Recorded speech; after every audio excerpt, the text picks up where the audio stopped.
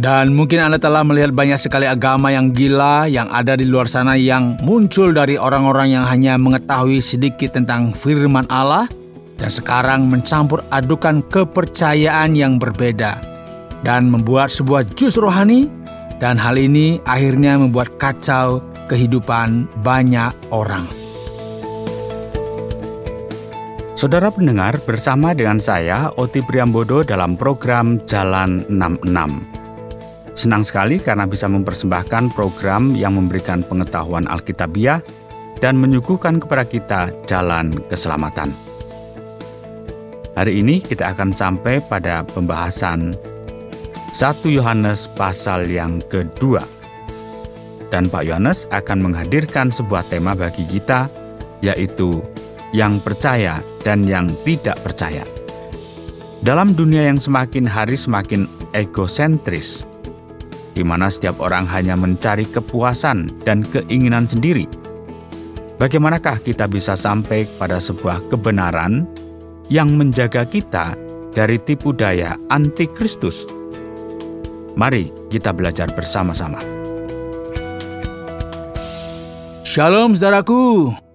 Puji Tuhan bisa ketemu lagi ya dalam program Jalan 66. Dan hari ini kita akan masuk dalam pertama Yohanes pasal 2. Saudara, Yohanes sedang mengajarkan kepada gereja mula-mula mengenai kebenaran Injil dengan tujuan untuk membuat sebuah perbedaan yang jelas antara mereka yang hidup berpadanan dengan Injil dan mereka yang gak mengikuti ajaran Kristus. Anda tahu benar bahwa dalam dunia rohani yang kita alami, yang kita diami, ada orang yang percaya, namun juga ada orang yang gak percaya. Faktanya saudara, surat Yohanes yang pertama ini akan menyuguhkan kepada kita sebuah perbedaan antara orang-orang yang percaya dan orang-orang yang gak percaya. Jadi jika kita memperhatikan awal dari surat ini, penting sekali bagi kita memperhatikan bahwa dalam ayat pertama dari pasal 2 ini merupakan sebuah rangkuman dari apa yang dikatakan dalam pasal pertama, yaitu mengenai dosa. Dan Yohanes juga sudah mulai tua pada masa itu. Ia memperlakukan orang Kristen pada abad pertama dengan sangat hati-hati. Ia menyebut mereka anak-anaknya. Dan ia menuliskan kepada mereka supaya mereka nggak berdosa. Supaya mereka ini tidak sama dengan orang-orang yang jauh dari Injil Kristus. Ia berkata, perhatikan ini hai kalian semua. Jika kalian berdosa, kita memiliki seorang penasihat yang ada bersama-sama dengan Sang Bapa. Seseorang yang akan menjadi pembela kita di hadapan Bapa. Dan ia adalah Yesus Kristus yang adil. Ialah yang membuat penghakiman Allah tidak menimpa kita. Karena ia merupakan korban penebusan bagi dosa-dosa kita. Dan ia tidak hanya melakukan hal ini bagi kita yang ada di gereja saja. Namun ia juga melakukan semua ini bagi semua orang yang ada di dunia ini. Jika orang tersebut menerima fakta ini, menerima obat bagi dosa-dosa kita, maka mereka akan diselamatkan. Saudaraku, ketika kita berbicara mengenai yang percaya dan yang gak percaya, Yohanes mulai menuliskan kepada kita tentang apa yang sedang terjadi dalam gereja tersebut. Ada orang-orang yang percaya bahwa mereka lebih hebat dari orang lain. Kira-kira ada pengalaman? Mereka mengklaim bahwa mereka mendapatkan sebuah pengurapan khusus yang gak diterima oleh orang lain. Jadi inilah alasan mengapa kata pengurapan akan digunakan beberapa kali dalam pasal ini. Dan pengurapan inilah yang orang-orang ini dahulu sering mengatakan bahwa mereka ini lebih hebat. Dan secara khusus merekalah yang mendapatkan sebuah pencerahan akan pengetahuan yang spesial ini. Jadi ketika mereka muncul dengan gagasan pre-gnostik ini, Yohanes membuat sebuah perbedaan antara orang-orang yang percaya dan orang-orang yang enggak percaya. Orang yang memang diurapi Allah dan orang yang diurapi oleh kebohongan. Yohanes kemudian berkata, dan inilah tandanya bahwa kita mengenal Allah. Ini merupakan sebuah poin penting dalam memakai kata mengenal. Karena para bidat ini mengklaim mereka sajalah yang mendapat pengetahuan yang benar itu. Yohanes berkata kepada mereka, setiap orang yang mengenal Allah pasti mentaati perintah-perintahnya.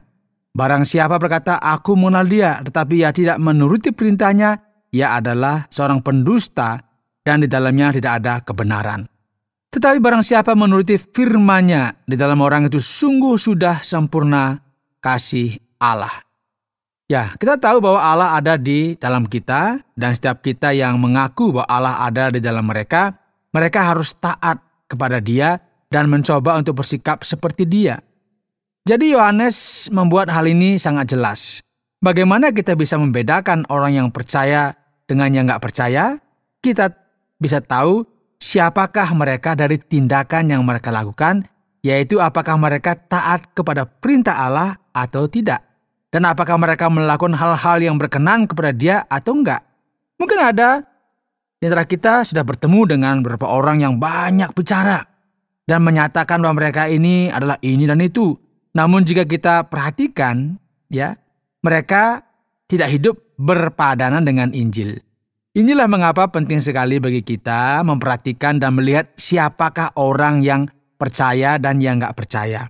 Dan ketika ia berbicara mengenai perintah-perintah, saudara, Yohanes akan memberikan fokusnya pada hal-hal yang sangat penting. Yohanes berkata bahwa ia tidak menuliskan perintah baru kepada mereka, namun ini merupakan perintah lama yang mereka sudah ketahui sebelumnya, yang telah mereka miliki sejak semula. Perintah ini meskipun terdengar seperti sesuatu yang baru, namun sebenarnya perintah ini sudah mereka ketahui. Ini adalah sebuah perintah yang benar, yang berkaitan dengan kegelapan yang sedang melanda dan terang yang menerangi. Nah, ketika kita memperhatikan lebih dalam firman Tuhan, kita akan melihat bahwa perintah ini berkaitan dengan terang dan kegelapan sebagaimana yang dituliskan dalam ayat 9. Barang siapa berkata bahwa ia berada di dalam terang, tetapi ia membenci saudaranya, ia berada di dalam kegelapan sampai sekarang. Barang siapa mengasihi saudaranya, ia tetap berada di dalam terang, dan di dalam dia tidak ada penyesatan.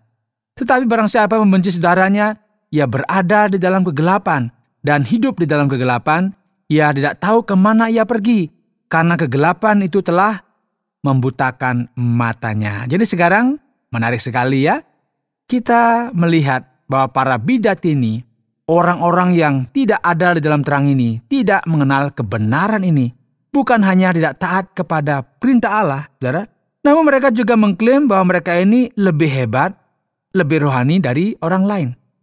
Bukannya memperlakukan orang lain dengan kasih sebagaimana yang diajarkan oleh Injil, namun yang mereka lakukan ini justru memberikan diskriminasi terhadap orang lain. Mereka menganggap bahwa mereka ini lebih hebat dari orang lain, serta menganggap orang lain sebagai orang yang belum mendapat pencerahan dan lebih rendah dari mereka. Dan kini Yohanes mengatakan, barang siapa mengasihi saudaranya ada di dalam terang. Mereka lah kelompok orang-orang yang percaya. Jadi bagaimana dengan Anda sekalian, saudaraku? Apakah Anda termasuk dalam kelompok orang yang percaya atau enggak ini ya? Ya, mari kita perhatikan. Dalam memahami penebusan, macam apakah yang ada dan yang telah Anda terima dalam hidup Anda dan yang telah Anda percayai.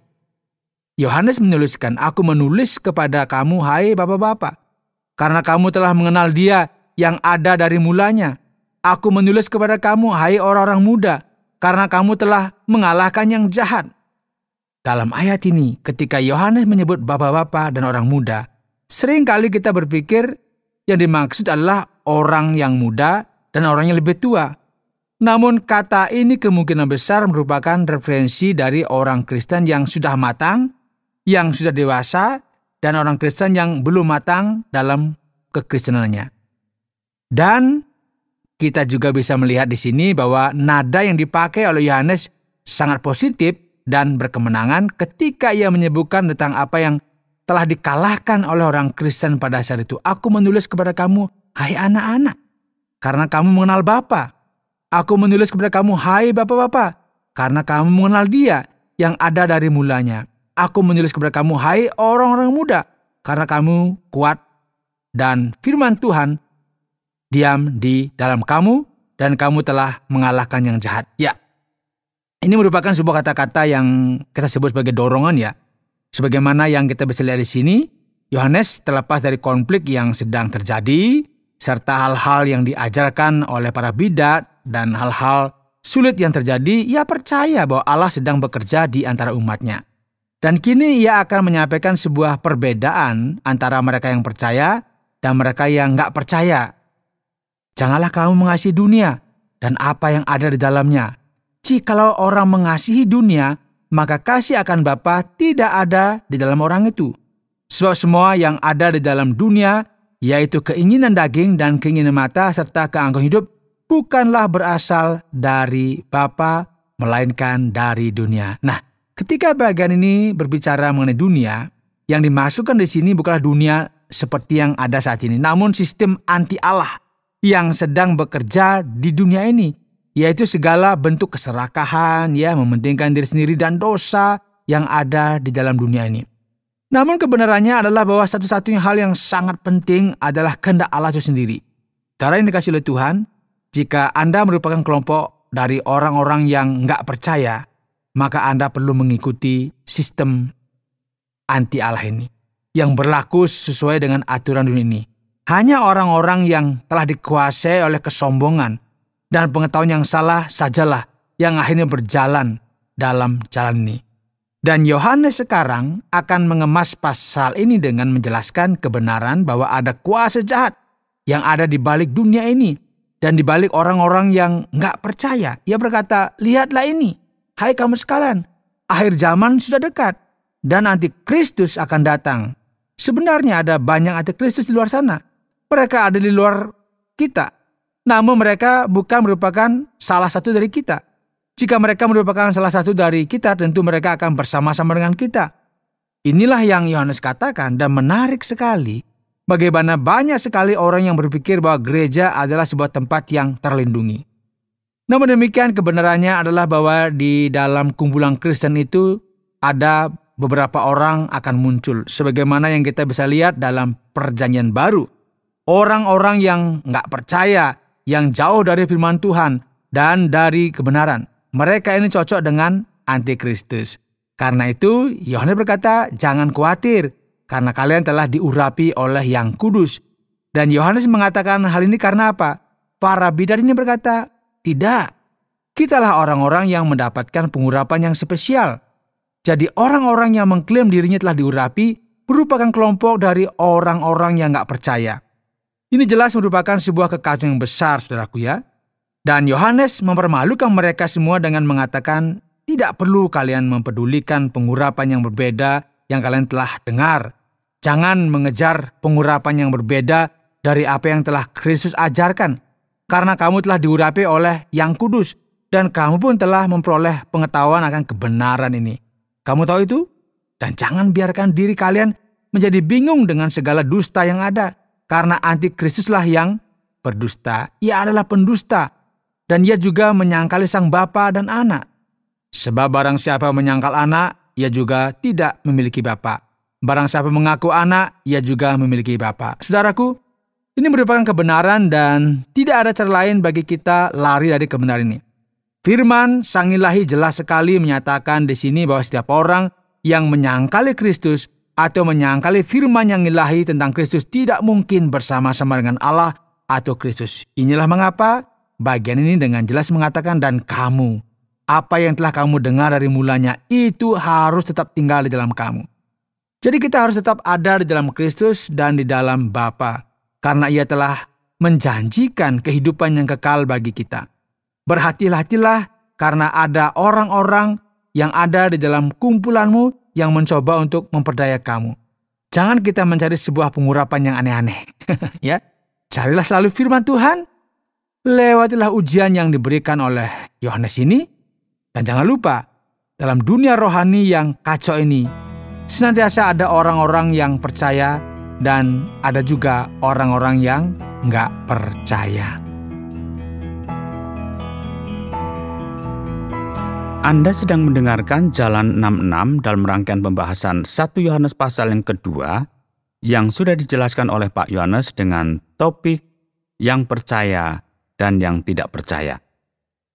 Sekarang, mari kita beranjak pada bagian tanya jawab.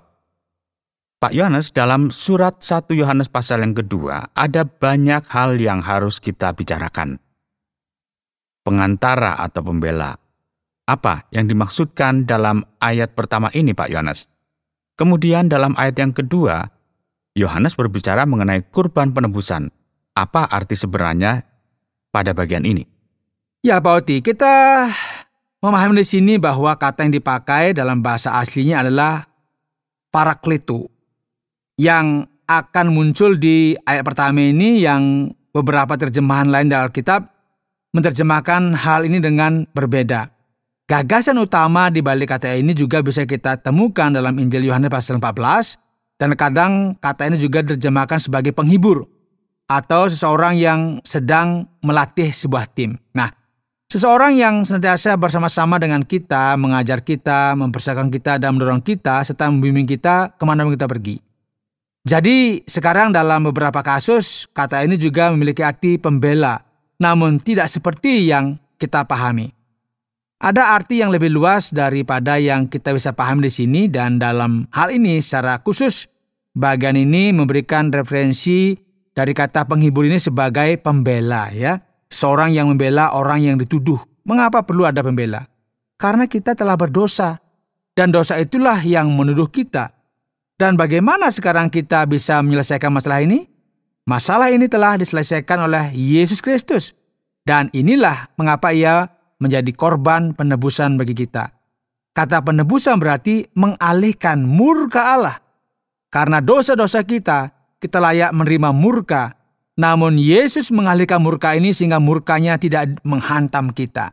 Dan kebenarannya adalah bahwa Yesus merupakan penasihat yang membela kita, satu-satunya yang telah mengampuni kita dari dosa-dosa kita dan menyelamatkan kita dari murka Allah. Berikutnya Pak Yohanes, menarik sekali bahwa Rasul Yohanes dari ayat yang keempat dan seterusnya berbicara mengenai perintah lama. Dan ia berkata bahwa ada perintah baru. Tetapi sesungguhnya perintah tersebut adalah perintah lama. Dan perintah baru itu sebenarnya adalah perintah yang sudah ada. Bagaimana ini Pak Yohanes? Apa yang dimaksudkan dalam bagian ini? Mengapa ia bermain kata seperti ini Pak Yohanes? Semua gagasan mengenai apa yang baru dan yang lama ini mengingatkan kita akan Alkitab itu sendiri. Yang baru dan yang lama ada kaitannya dengan perjanjian baru dan perjanjian lama. Kita paham benar bahwa kasih ditekankan oleh Yohanes di sini adalah kasih yang sudah dikenal sejak zaman perjanjian lama. Kita bahkan bisa melihat bahwa ada perintah untuk mengasihi Allah dan mengasihi sesama. Namun Kristus menunjukkan kasih ini secara jelas dan nyata, dan dari kasih inilah yang dinyatakannya bagi pengampunan dosa-dosa kita, keselamatan kita. Inilah yang membuat kasih ini berbeda. Jadi kebenarannya adalah bahwa kasih merupakan perintah lama yang telah dikenal sejak zaman perjanjian lama, namun diperbaharui di dalam Kristus, karena melalui Dialah Allah menyatakan kasih-Nya kepada kita. Berikut kita akan beranjak kepada ayat yang ke-15 dari pasal yang kedua surat 1 Yohanes. Mari kita berbicara mengenai dunia. Mengapa kita tidak boleh mengasihi dunia? Jika Allah sendiri saja mengasihi akan dunia ini, Pak Yohanes. Ya Pak Oti, masalah yang kita bisa lihat di sini adalah kata dunia ya. Kebenarannya adalah bahwa ada arti yang berbeda di dalam Alkitab mengenai hal ini. Kita tahu misalnya bahwa dunia ini merupakan sebuah referensi dari planet bumi. Allah menciptakan dunia ini. Kita juga tahu bahwa ketika dikatakan bahwa dunia ini penuh dengan kejahatan, maka yang dimaksudkan di sini adalah tindakan dan perbuatan dari orang-orang yang ada di dalamnya. Jadi sekarang ketika Alkitab berkata bahwa Allah mengasihi dunia, artinya bahwa Allah mengasihi umat manusia. Dan di sini dalam pertama Yohanes ini, ketika dikatakan bahwa kita tidak boleh mengasihi dunia, artinya jauh berbeda. Kata dunia di sini dalam bahasa Yunaninya adalah kosmos, memiliki gagasan akan sebuah organisasi. Inilah juga mengapa ada kata kosmetik, berkaitan dengan perempuan yang mengorganisir bentuknya atau setidaknya inilah banyak disampaikan oleh orang-orang. Oleh karena itu, ketika kata dunia dipakai di sini, dalam pertama Yohanes ini yang dimaksudkan di sini adalah sebuah organisasi anti Allah. Cara seseorang berpikir dan hidup di dunia ini dengan mengikuti sebuah paradigma yang jauh dari apa yang dikehendaki oleh Allah bagi kita. Jadi dalam bagian ini kita nggak boleh mengasihi dunia. Sangat berbeda juga dengan ketika kita melihat kata karena begitu besar kasih Allah akan dunia ini. Sekarang Pak Yohanes, masalah yang ada di sini sepertinya adalah masalah pengetahuan. Ataukah kurangnya hal ini? Yohanes berkata bahwa kita tahu kebenaran. Jadi bagaimana sebenarnya untuk kita bisa memahami pernyataan ini dengan benar, Pak Yohanes? Iya, Pak Oti. Hal yang penting di sini adalah kita memahami dengan benar apa arti kata tahu dan pengetahuan. Kita sedang berbicara mengenai pergerakan prognostik yang terjadi sebelum gnostik itu sendiri.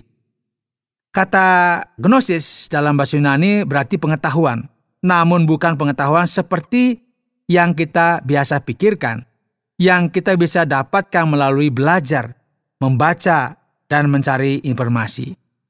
Jadi sekarang masalahnya adalah bahwa kelompok-kelompok yang ada ini mengaku bahwa mereka mendapatkan semacam pengetahuan mistis, pencerahan yang lebih tinggi, yang nggak dimiliki oleh orang lain, dan hal ini semacam kesombongan rohani dan mistis begitu ya.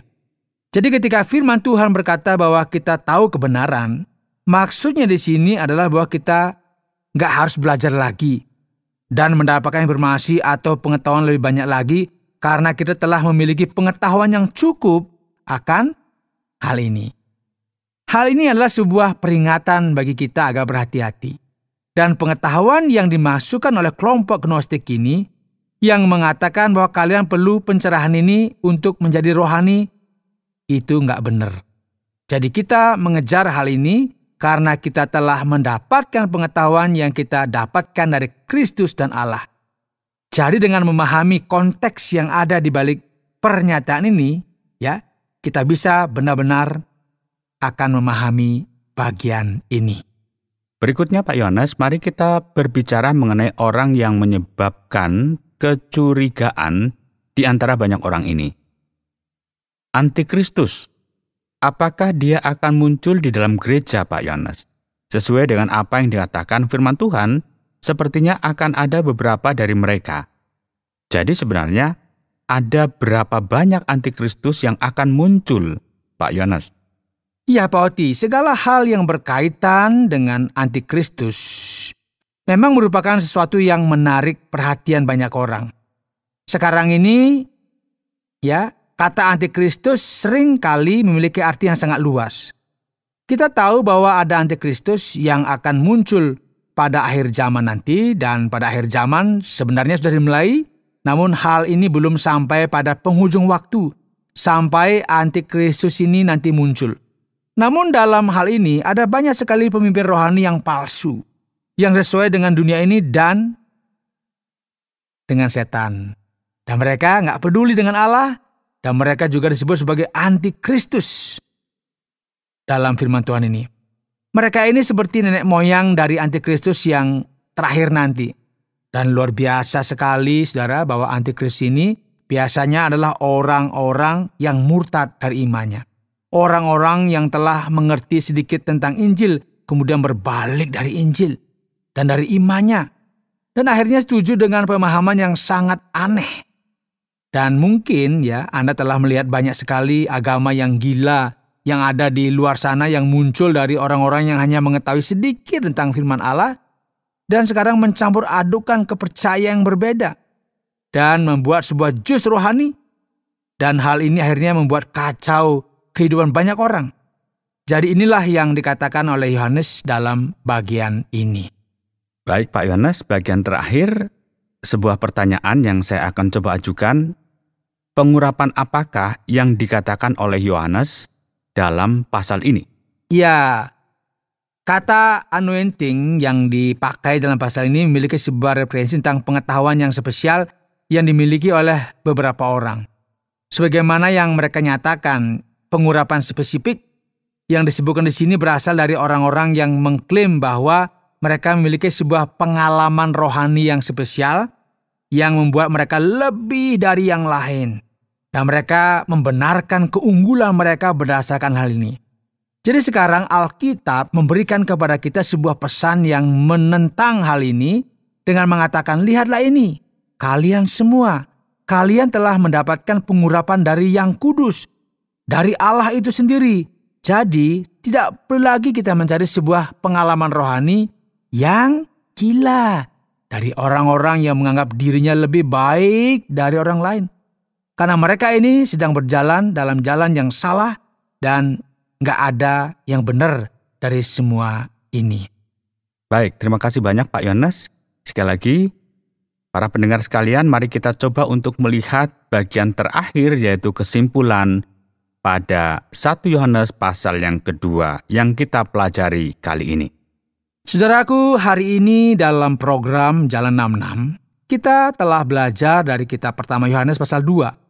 Dan tema kita adalah yang percaya dan yang tidak percaya.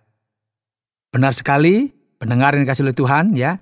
Rasul Yohanes sedang memisahkan orang-orang yang merupakan milik Kristus, milik Allah, dan mereka yang sedang mengajarkan pengurapan palsu yang jauh dari Allah.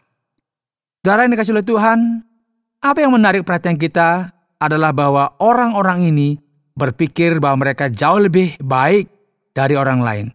Mereka mengklaim diri mereka sebagai yang lebih unggul. Namun kenyataannya mereka semua ini penipu. Dan sekarang mari kita memperhatikan hal ini, saudara.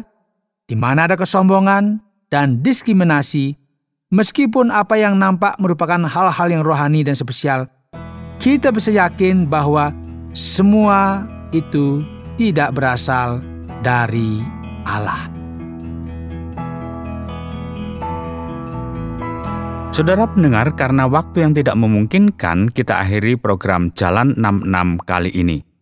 Kami menantikan Anda untuk tetap mengikuti pelajaran berikut dalam lanjutan pembelajaran Alkitab yang memberikan pelajaran menyeluruh tentang firman Tuhan.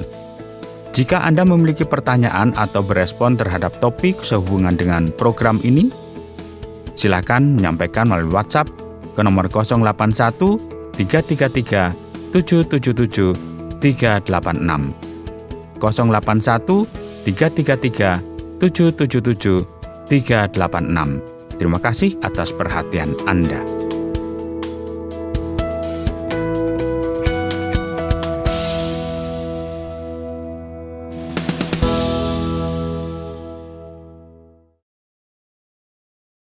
Terima kasih Anda sudah mengikuti program kami. Jika Anda diberkati, jangan lupa like, komen, dan share supaya Anda tidak ketinggalan setiap program terbaru kami.